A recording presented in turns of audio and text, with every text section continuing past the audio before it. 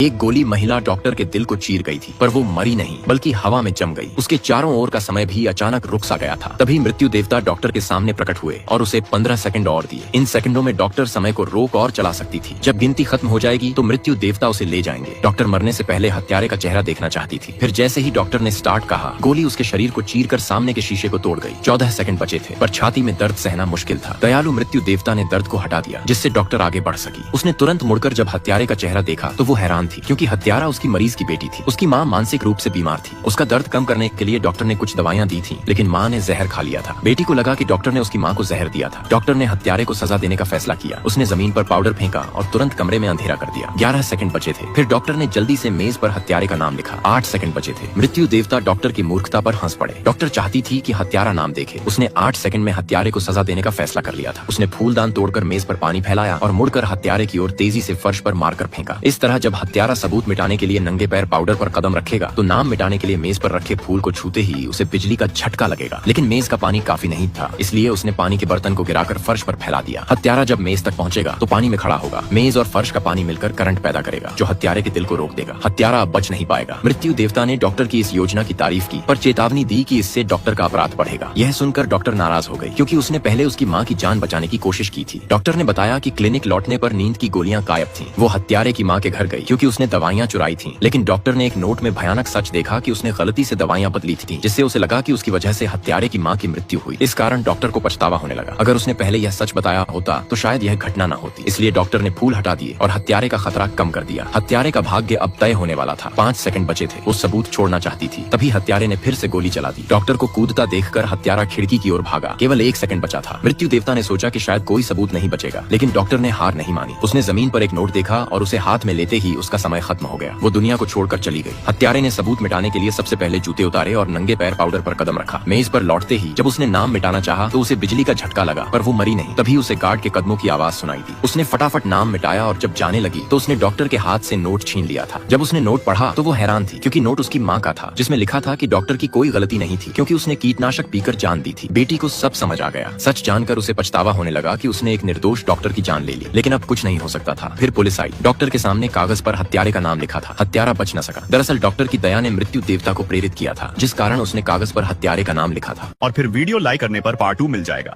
और अगर full movie देखनी है तो कमेंट वाला ऐप डाउनलोड कर लो और पिन वीडियो देख लो।